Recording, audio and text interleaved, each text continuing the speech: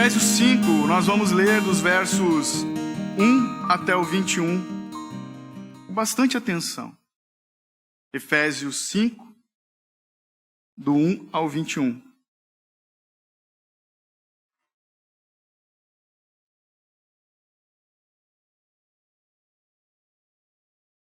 Diz assim a bendita palavra de Deus: Portanto, sede imitadores de Deus como filhos amados, e andai em amor como Cristo, que também nos amou e se entregou por nós a Deus como oferta e sacrifício com aroma suave.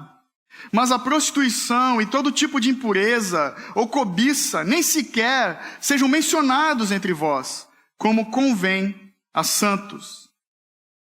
Nem haja indecências, nem conversas tolas, nem gracejos obscenos, pois essas coisas são inconvenientes. Pelo contrário, haja ações de graças.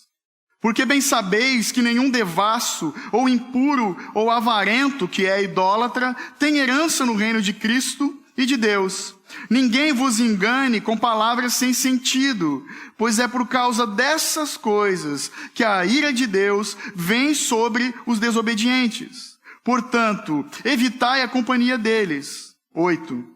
Pois no passado erais trevas, mas agora sois luz no Senhor. Assim andai como filhos da luz, pois o fruto da luz está em toda bondade, justiça e verdade, procurando saber o que é agradável ao Senhor. E não vos associei às obras infrutíferas das trevas, pelo contrário, condenai-as.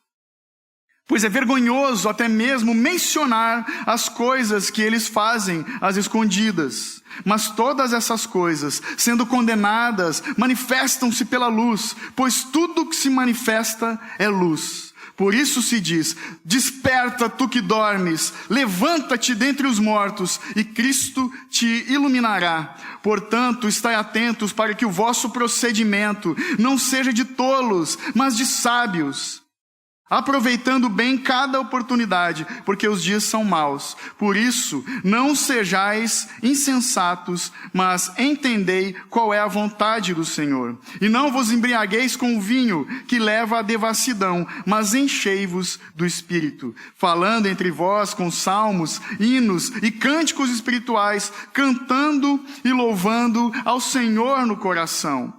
E sempre dando graças por tudo a Deus, o Pai, em nome de nosso Senhor Jesus Cristo, sujeitando-vos uns aos outros no temor de Cristo. Vamos orar. Paizinho amado, te louvamos por essa palavra, Deus, por ela ser tão objetiva, tão prática em nossas vidas. Foi para aquela igreja naquele momento, para diversas igrejas depois. São palavras de vida eterna que têm ecoando desde então até os dias de hoje. São eficazes, funcionam para nós hoje.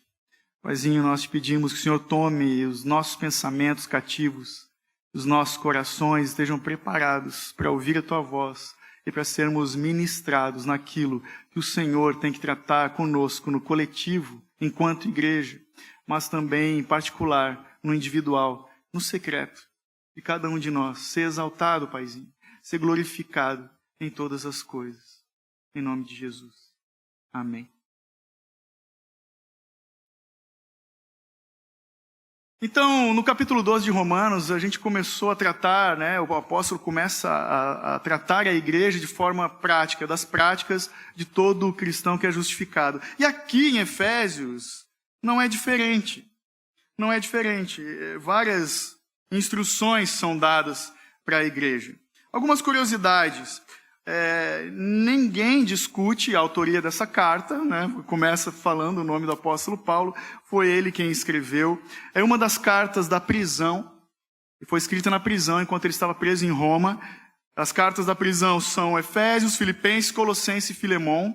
Éfeso, que era a cidade onde habitavam os efésios, era a capital da província romana. Uma cidade próxima do mar, uma cidade portuária, muito importante né, comercialmente falando. Uma cidade grande. Atualmente, se você olhar no mapa da sua Bíblia e depois o mapa de hoje, é justamente onde está localizada a Turquia. Era naquela região. É importante nós sabermos que Timóteo foi pastor dessa igreja durante algum tempo.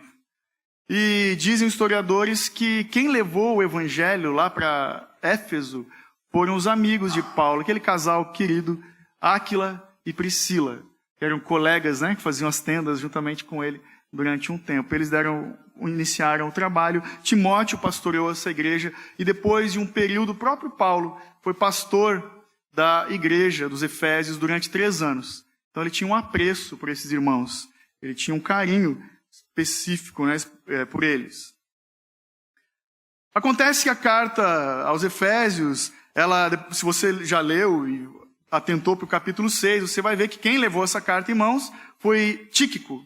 E ele levou para os Efésios, depois essa carta circulou entre as igrejas. É uma carta muito útil, de instrução, para aquela igreja e para nós aqui hoje também. Ela fala da instrução útil da nossa posição como corpo de Cristo e do nosso relacionamento, como deve ser o nosso relacionamento com Deus. São instruções muito preciosas. É curioso, se você já leu toda a carta aos Efésios, que ele começa a tratar, no capítulo 5, especificamente com a igreja, antes de tratar, em particular, com maridos, né? Na continuidade do capítulo 5, com as esposas, também no capítulo 5, e ainda com os filhos. Então ele se preocupa primeiro na instrução da igreja, né? No coletivo, e depois ele dá as instruções particulares. Paulo, então, ele está falando de um padrão da fidelidade na igreja. Está falando de uma igreja fiel, que uma igreja fiel é aquela igreja que anda em amor, que vive na luz, é uma igreja que anda em sabedoria e sobriedade, e é uma igreja que busca ser cheia do Espírito Santo. Esse é o padrão da igreja bíblica, segundo o que o apóstolo nos traz. Lemos os 21 versos, mas eu chamo a tua atenção em específico para os versos 8, 9 e 10. Nós vamos ler de novo. 8, 9 e 10. Pois no passado erais trevas, mas agora sois luz no Senhor. Assim andai como filhos da luz. Pois o fruto da luz está em toda bondade, justiça e verdade, procurando saber o que é agradável ao Senhor. É você que nos visita, eu leio na versão Almeida século 21. É você que está pensando em comprar uma Bíblia nova, compre essa. Alguns têm adquirido essa versão.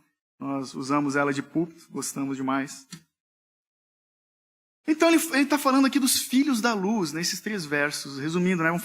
Eu quis trazer, ele fala para a igreja, eu quis trazer para o nosso particular. Filhos da luz.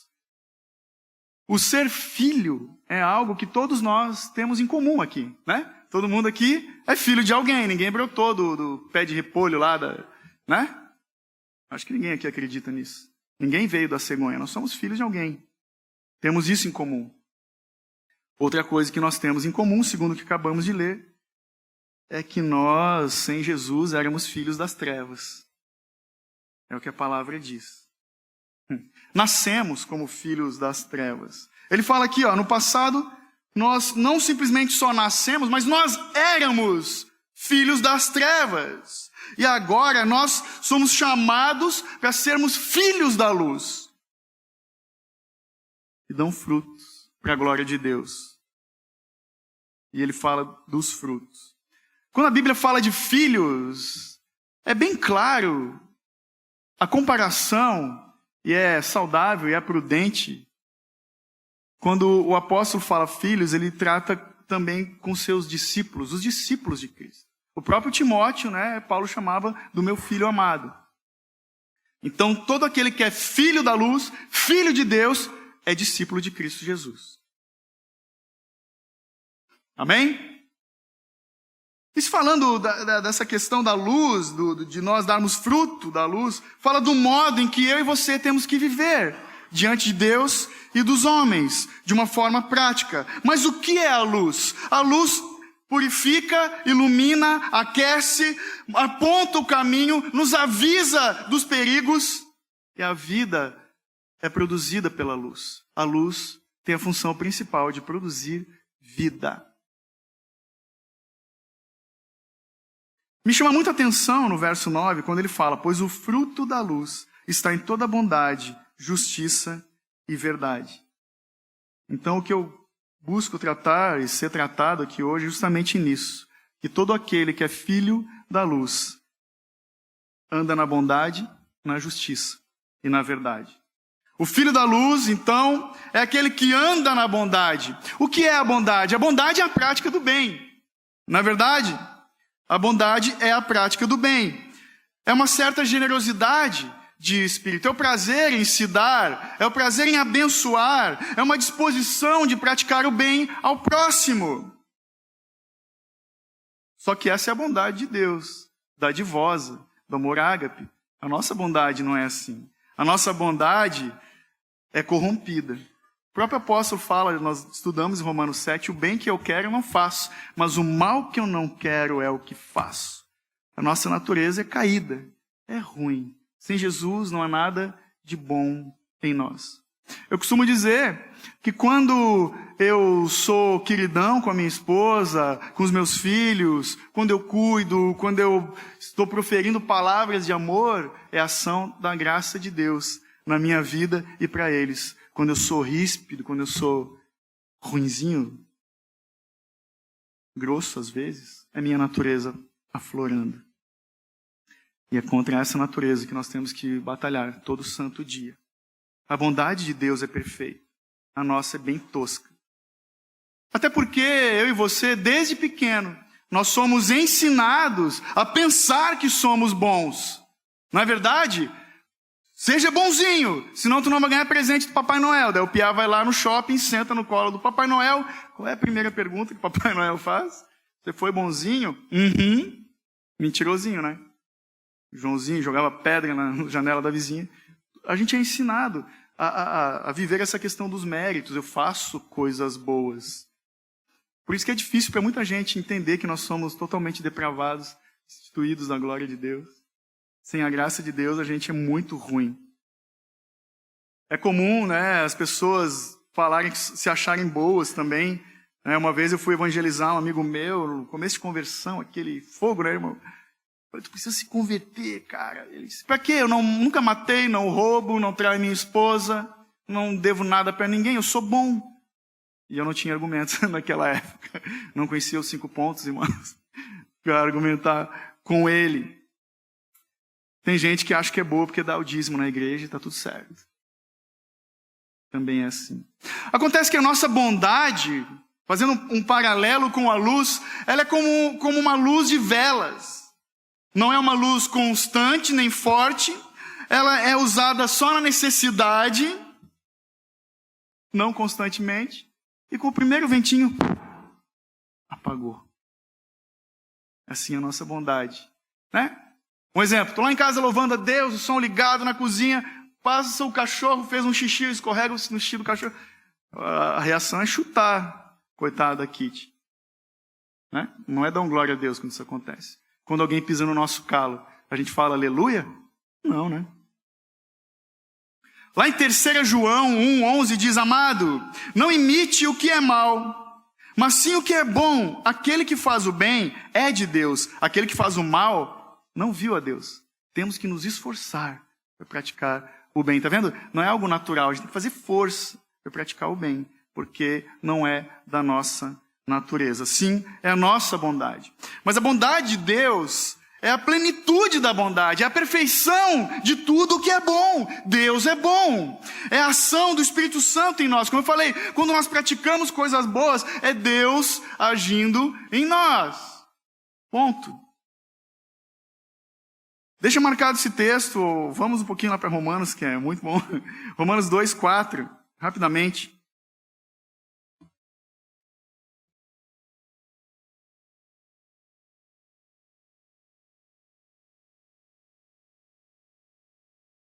Irmãos, nós temos algumas Bíblias lá para você que nos visita. Não trouxe sua Bíblia, se quiser pegar lá no canto, fica à vontade, perto da água lá.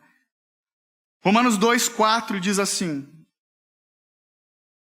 ou desprezas as riquezas da sua bondade, bondade de Deus, né? Tolerância e paciência, ignorando que a graça de Deus te conduz ao arrependimento.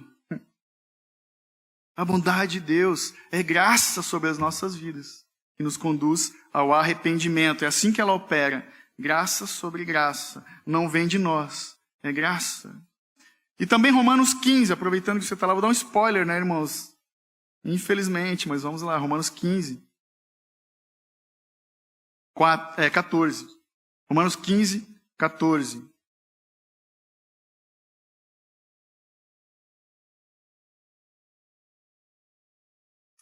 Meus irmãos, quanto a mim, estou convencido de que já estáis cheios de bondade e plenamente supridos de todo o conhecimento, sendo vós mesmos capazes de instruir-vos uns aos outros. Paulo falando para uma igreja madura, uma igreja que vive na prática da bondade, os romanos. Então, o que nós aprendemos com isso? Quando estamos cheios da bondade de Deus, operando em nós pelo Espírito Santo, somos capacitados a aconselhar, a instruir uns aos outros. Temos que buscar esse nível de maturidade de Deus, buscar a prática da bondade em nossas vidas, ao ponto de podermos ser exemplo. A igreja tem que caminhar dessa forma. Assim caminham os filhos da luz, assim caminham os discípulos de Cristo Jesus. A bondade de Deus, então, é um fruto do Espírito Santo em nossas vidas para abençoar os outros. Se você não tem marcado Gálatas 5, abre comigo, por favor. Gálatas 5, fruto do Espírito, 22 e 23.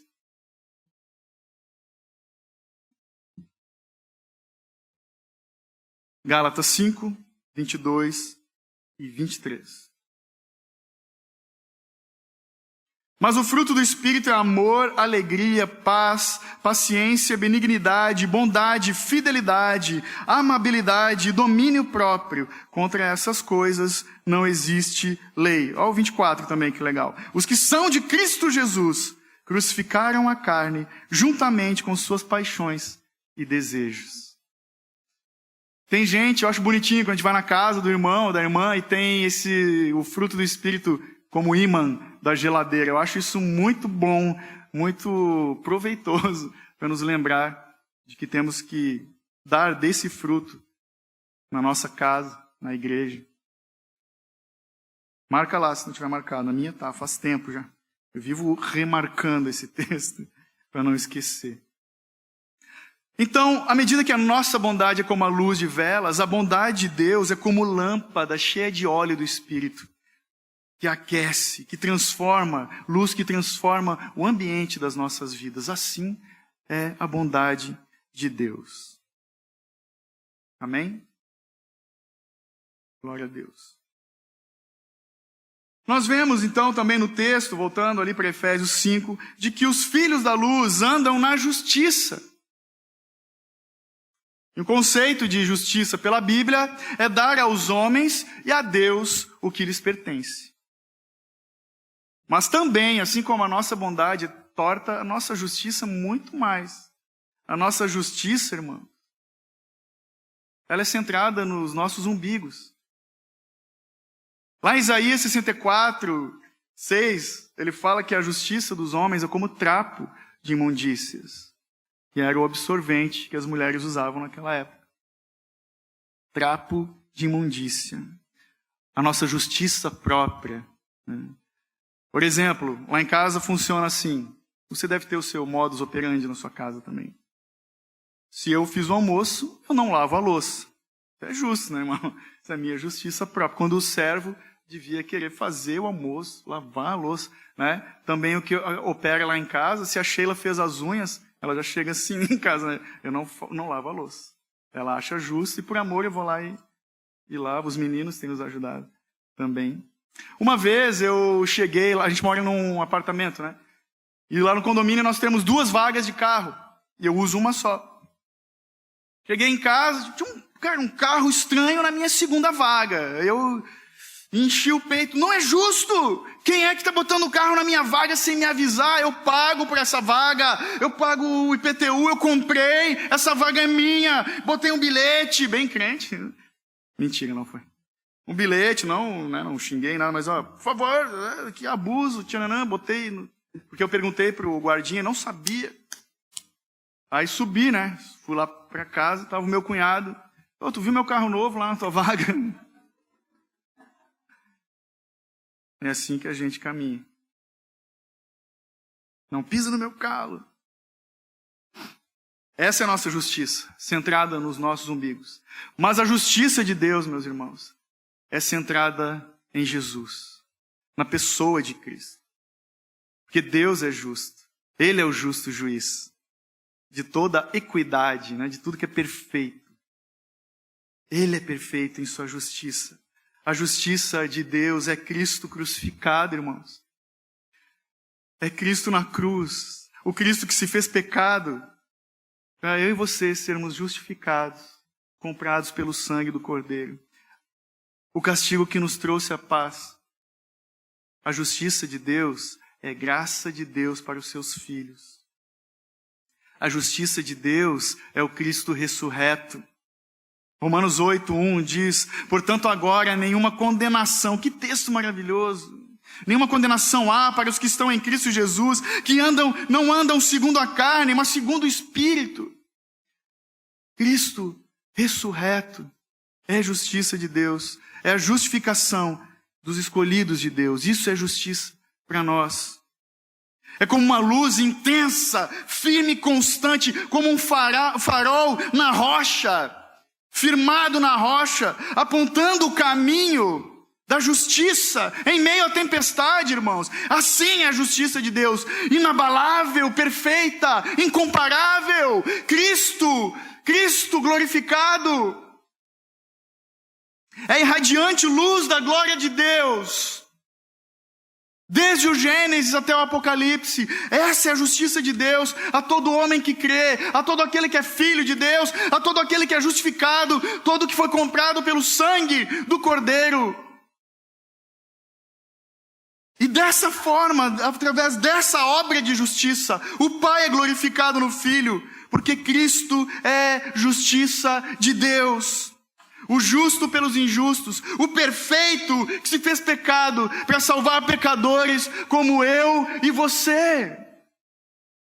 Não há nenhuma outra justiça, não há nenhum outro benefício de justiça de homens que tem que nos alegrar tanto quanto a cruz de Cristo, a cruz do Calvário, a obra perfeita de Deus, feita no seu Filho. Nada desse mundo, nenhuma justiça de homens, nenhuma causa ganha na justiça. Nada tem que nos alegrar mais. Porque nós éramos indignos, não merecíamos a graça. Porque a justiça de Deus para os filhos se traduz em graça, em misericórdia. Cristo em vós, a esperança da glória. Se não fosse Ele, não haveria esperança. Porque a justiça de Deus se cumpre. A justiça de Deus é o agir inquestionável de Deus. É a perfeita, boa e agradável vontade de Deus se cumprindo em todas as coisas. É o querer de Deus se cumprindo sobre tudo e sobre todos, conforme a sua boa vontade. É Deus sendo glorificado em tudo, nos céus, na terra e no inferno também. Deus é glorificado na salvação dos seus filhos. Deus é glorificado na condenação dos ímpios também. Se alguém vai para o céu, é graça de Deus, é pela graça de Deus. Ele é justo. Se alguém vai para o inferno, ele continua sendo justo. E ao saber disso, nós temos que ser gratos. Nós temos que nos apegar a essa justiça.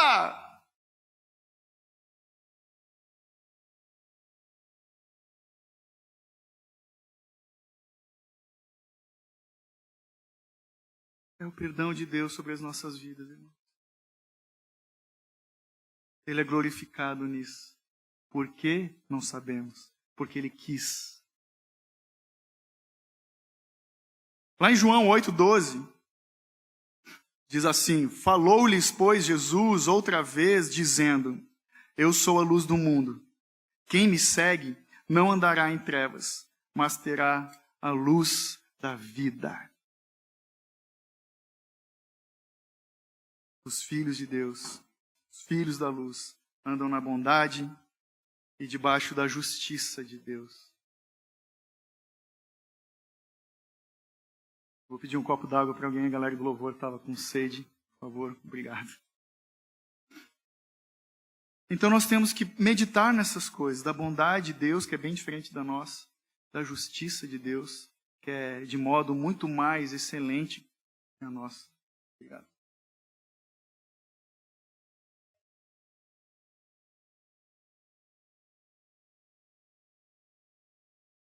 O texto nos mostra que os filhos da luz são aqueles que andam na verdade. Aí pega também. A verdade, ela é moral. A verdade não é só algo que eu conheço. A verdade é algo que nós fazemos. São as nossas práticas que indicam se nós andamos na verdade.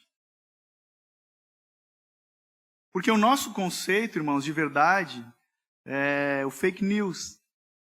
Eu lembro de uma vez, uma situação de trabalho, que um colega, enfim, estava numa situação lá, e ele falou para mim: Cunha, você tem que entender que existem as meias verdades. Eu falei: cara, não.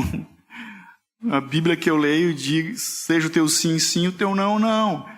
É verdade, se não é verdade, é mentira, não existe meia verdade.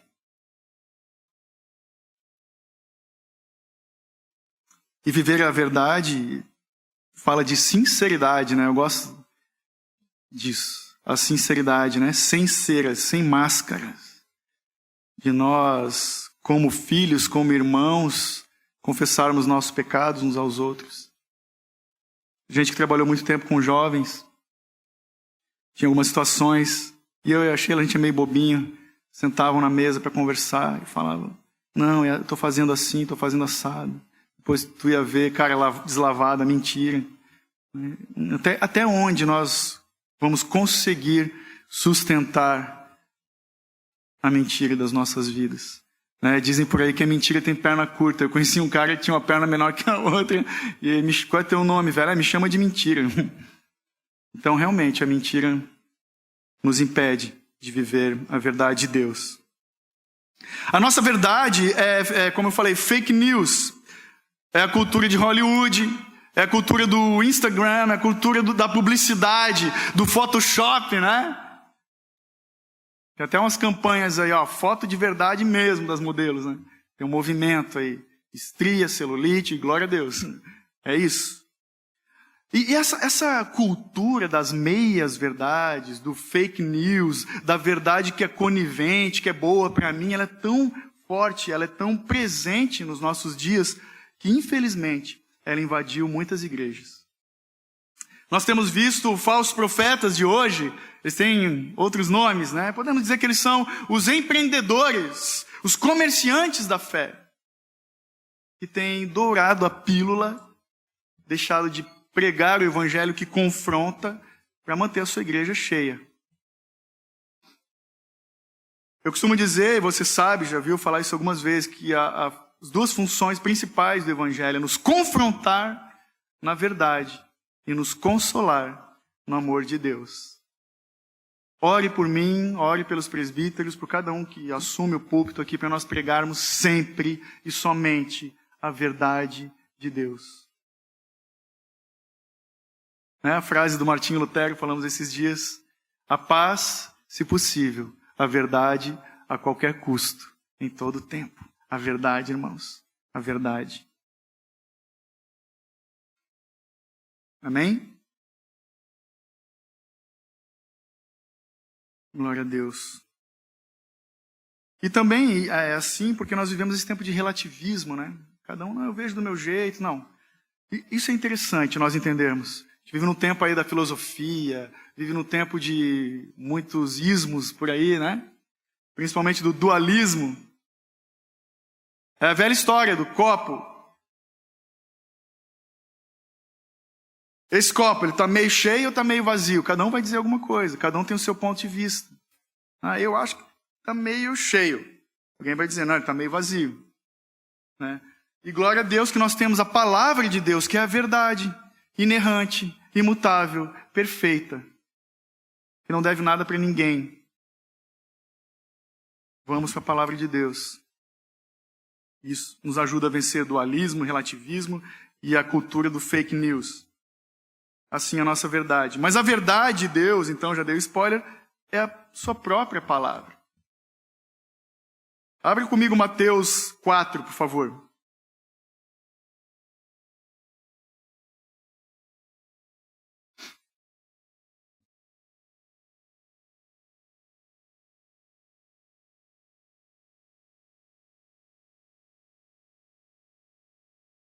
Mateus 4, 16 e 17.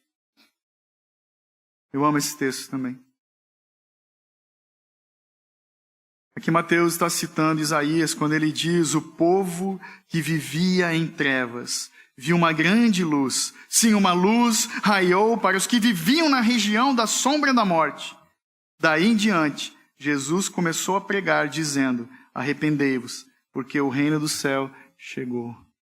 É maravilhoso isso. A palavra de Deus é verdade.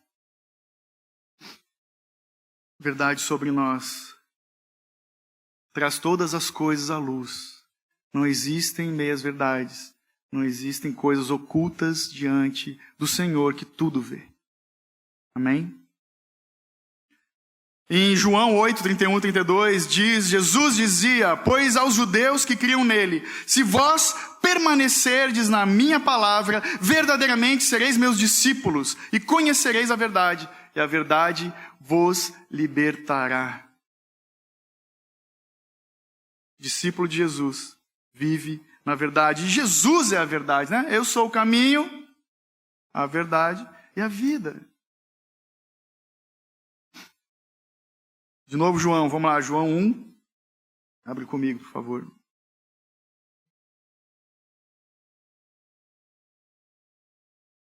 A gente está com uma sede de pregar os evangelhos, né? Os 4 evangelhos, né? Conversado com os meninos a respeito. A próxima série vai ser um dos 4. João 1, 12, 13 e 14.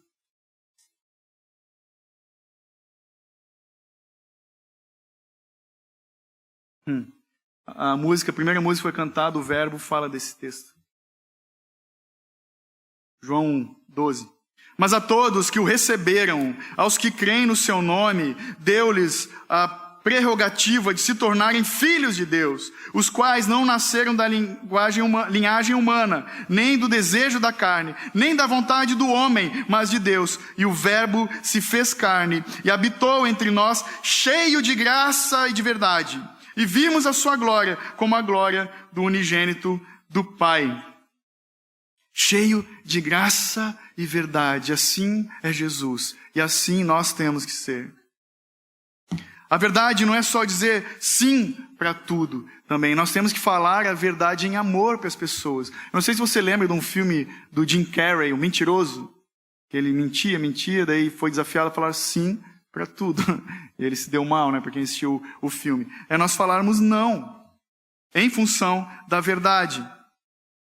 Se estamos fundamentados na palavra de Deus, na verdade de Deus, nós vamos dizer não para muita coisa nessa vida.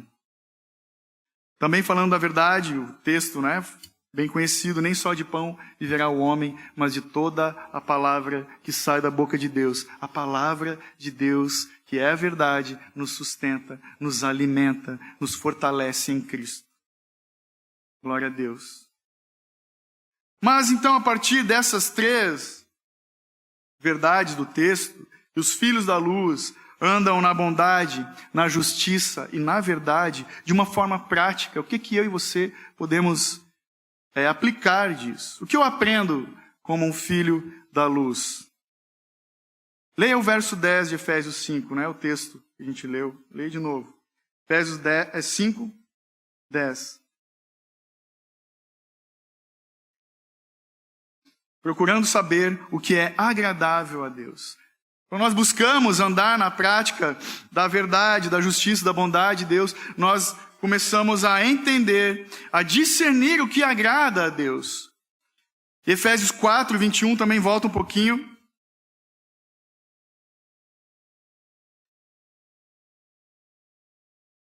(21 ao 24), olha só. Se é que de fato o ouvistes, e nele fostes instruídos, conforme a verdade que está em Jesus, a vos despir do velho homem, do nosso procedimento anterior, que se corrompe pelos desejos maus e enganadores, e a vos renovar no espírito da vossa mente, e a vos revestir do novo homem, criado segundo Deus, em verdadeira justiça e santidade. Nós aprendemos a nos despojar do velho homem, sendo revestidos de justiça e santidade que provém da verdade de Deus. Quanto mais nós meditamos nas Escrituras, quanto mais nós somos confrontados pelo Evangelho, mais o Senhor vai operar da sua justiça e santidade em nossas vidas, porque vamos estar pautando os nossos dias na verdade do Senhor. E como? Uma forma mais prática ainda. Como que nós vamos fazer isso? Volta para Efésios 5, por favor. O 4. Vou dar uma boa dica aqui. Paulo é muito prático. Efésios 5, 4. Não haja indecências, nem conversas tolas, nem gracejos obscenos, pois essas coisas são inconvenientes. Pelo contrário, haja ações de graças. Irmão, não temos tempo a perder. O tempo urge, os dias são maus, nós não temos tempo a perder. Eu não sei se tu já parou para pensar, mas a vida de todo cristão, ela é intencional da parte de Deus e tem que ser da nossa parte também. Se queremos viver para a glória de Deus, não temos tempo a perder. Por exemplo, eu, durante muito tempo da minha vida, tinha coleções de quadrinhos. Eu investia muito tempo lendo gibi, de tudo que é tipo, que você possa imaginar. Hoje eu não tenho tempo, não tenho mais tempo para isso. Não estou falando que a gente não tem que ter lazer, mas vamos botar na balança o que importa mais, o que pesa mais.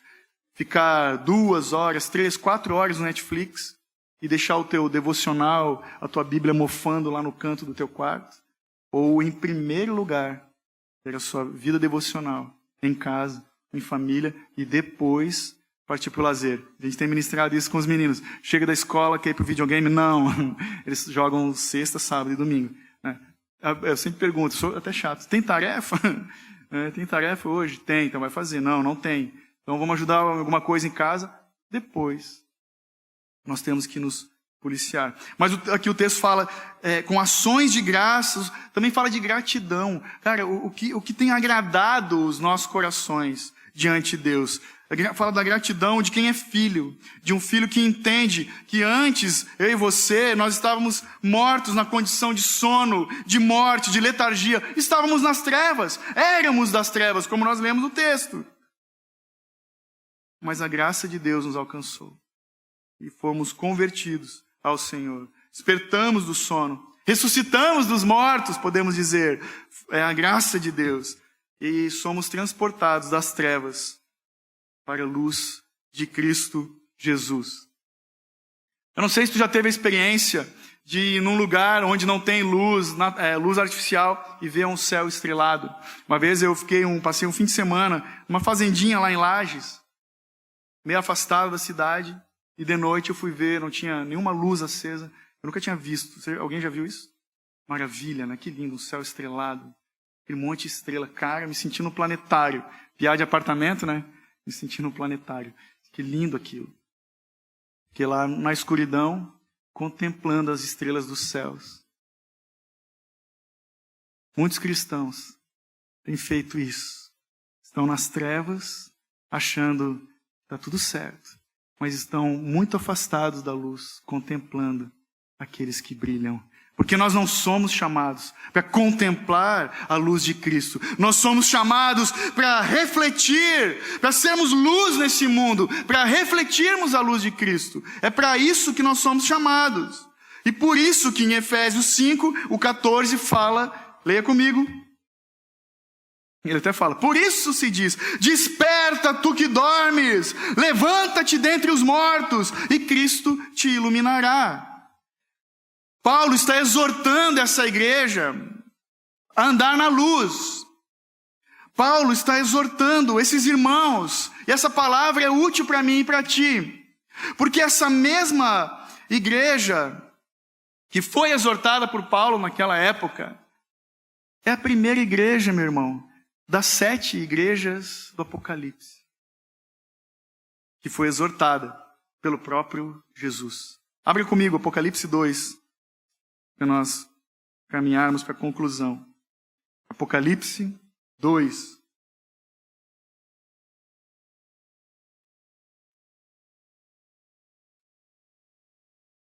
Versos 4 e 5.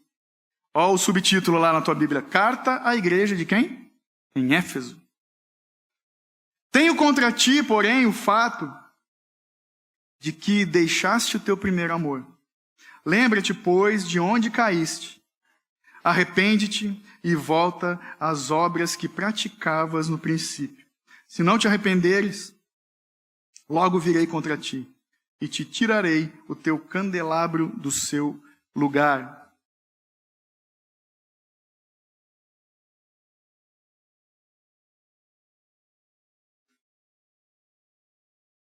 Jesus falando, através de João, né?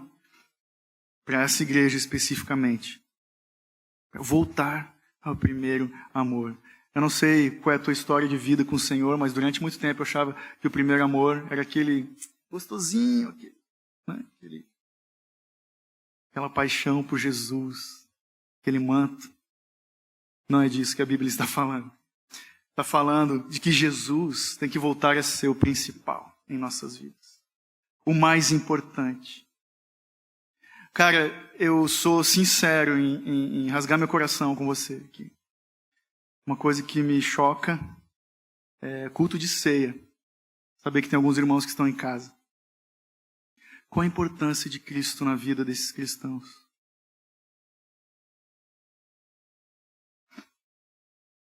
Qual é o relacionamento que nós temos com Jesus? Temos que voltar a esse primeiro amor. Um relacionamento de intimidade com Deus e de prazer de estar na presença do Senhor. Cara, nós temos falado aqui algumas vezes sobre o dia do Senhor, o santo dia do Senhor. Ah, eu sou reformado.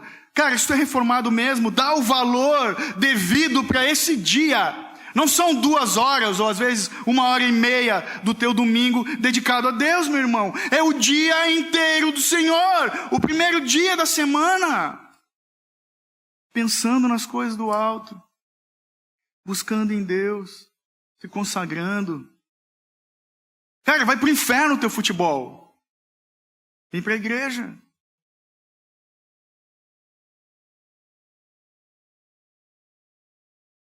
Intimidade com Deus, um relacionamento profundo, crescente, prazer em Jesus. É isso que tem que ser restaurado em nossas vidas. Para isso que nós somos chamados. Somos chamados para ser uma igreja diferente, meu irmão. Uma igreja diferente das pessoas que tem por aí. Muita gente que busca a experiência e não a verdade. Diferente daqueles que não querem pensar, mas querem sentir. Diferente daqueles que não querem doutrina, mas querem novidade, revelação, sonhos, mistério, visões. Somos chamados para ser diferentes daqueles que não querem estudar a palavra de Deus, mas querem escutar testemunhos. Somos chamados para ser diferentes daqueles que não querem o evangelho da cruz, mas querem o evangelho dos milagres. Somos uma igreja chamada para sermos diferentes daqueles que não querem Deus, mas querem as bênçãos de Deus. E sabe quando e como nós vamos alcançar isso? Pela misericórdia de Deus. Leia comigo Efésios 5, 1 e 2. Tenho certeza que passou batido para nós concluirmos. O segredo para nós andarmos como filhos da luz. Portanto, sede imitadores de Deus, como filhos amados, andai em amor como Cristo, que também nos amou e se entregou por nós a Deus como oferta e sacrifício com aroma suave. nós somos chamados a imitar, ousado o apóstolo, né? Sede meus imitadores, Paulo falou, assim como eu sou de Cristo, agora vamos imitar a Deus na sua bondade, na sua justiça, na sua verdade. Em todo o tempo, como crianças que imitam o Pai. A palavra aqui no original é mímica. Façam mímica, copiem as atitudes santas do Deus Santo. Copiem a Cristo em todas as coisas. Filhos que imitam o Pai, que se entregam ao Pai em amor e que se sacrificam pelos irmãos em amor. Essa tem que ser a dinâmica de uma igreja que vive na luz. Alguém pode dizer, mas nós não podemos imitar a Deus nos seus atributos. É verdade, não podemos imitar a onisciência de Deus, a soberania de Deus, a onipotência, né? O Deus Todo-Poderoso. Mas devemos imitá-lo em seu caráter. O caráter de Deus é santidade, justiça, mas se resume em amor. Amor. Temos que amar a Deus, seguindo os passos de Jesus. Amar a Deus com amor profundo pelo Pai e um intenso amor pelo próximo. Assim tem que ser as nossas atitudes. Que assim seja na minha vida e na tua, em nome de Jesus. Amém.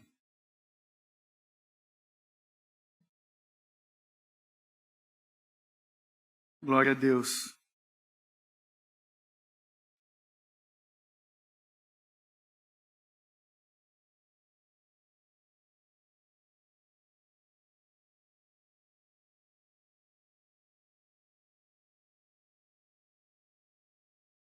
Aleluia.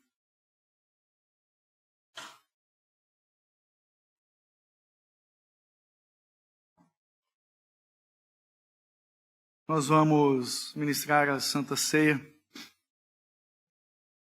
e temos algum tempo já meditado a respeito da importância desses dois benditos sacramentos que foram nos deixados pelo Senhor Jesus. É o fruto do Pai que nos chama para a intimidade. O batismo e a ceia. Morremos para esse mundo quando nos batizamos.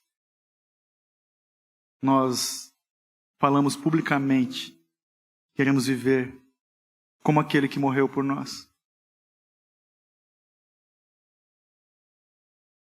Os dois sacramentos estão ligados, batismo e ceia. A ceia aponta para o dia das bodas do Cordeiro. E sabe, todo aquele que é batizado, todo aquele que é de Deus, deve pensar na importância desses dois sacramentos. E temos que ansiar por esse dia do encontro com o nosso amado.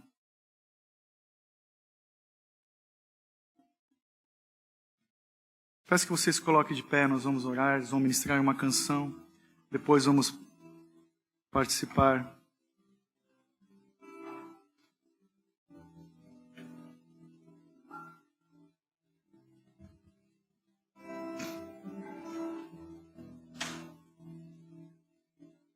Irmão, o desejo do nosso coração, enquanto ministério, não é ter uma super igreja lotada de gente. Independente da quantidade de pessoas, o Senhor tem sido bondoso conosco, nós amamos cada um de vocês. O Senhor tem enviado irmãos tão queridos, maduros, que têm buscado a maturidade na fé. O nosso desejo é de sermos uma igreja que caminha de joelhos, uma igreja que busca o Espírito Santo em tudo que faz, uma igreja que exala o perfume de Cristo, não só aqui na nossa comunhão, mas lá fora principalmente, brilhando a luz do nosso amado, nos nossos trabalhos, onde estudamos, nas nossas famílias, entre aqueles que não conhecem o Senhor. Uma igreja firmada no Evangelho, prático. Esse é o anseio do meu coração. Amém. Senhor, muito obrigado, Deus, pela Tua bendita palavra, pelo Teu Santo Espírito, Pai, que ilumina o nosso entendimento. Pelo Santo Espírito que tem inclinado os nossos corações para o trono da graça. Dá-nos mais temor, Pai, mais fé. Dá-nos mais alegria e prazer, Pai, na intimidade com o Senhor. Para que nós sejamos úteis nas Tuas mãos lá fora, Pai, como luzeiros do mundo, brilhando o amor de Cristo, exalando o doce perfume de Jesus, com sabedoria e graça, andando na Tua verdade, na Tua bondade, na Tua justiça, Pai. Faz de nós, Senhor Deus, apaixonados pela Tua palavra, Deus. Não poderosos no conhecimento, mas profundos no relacionamento contigo. É o que eu te peço em nome de Jesus. Se há no nosso meio aqueles que têm tropeçado no caminho, Pai, dá-lhe forças. Se há no nosso meio aqueles que são vítimas da religiosidade, aqueles que têm, porventura, tenham sido abusados, Senhor Deus. Restaura, Senhor Deus, neles a alegria da salvação. Nos conduz, Pai, na singeleza de coração. Leva-nos de volta a esse primeiro amor, Pai, de ser o Cristo o centro de todas as coisas em nossas vidas. O primeiro pensamento quando acordamos. E o último quando nos deitamos. A obra redentora de Cristo Jesus. É o que nós te pedimos. Que as nossas vidas sejam para o louvor da Tua glória, Pai. Em nome de Jesus. Amém.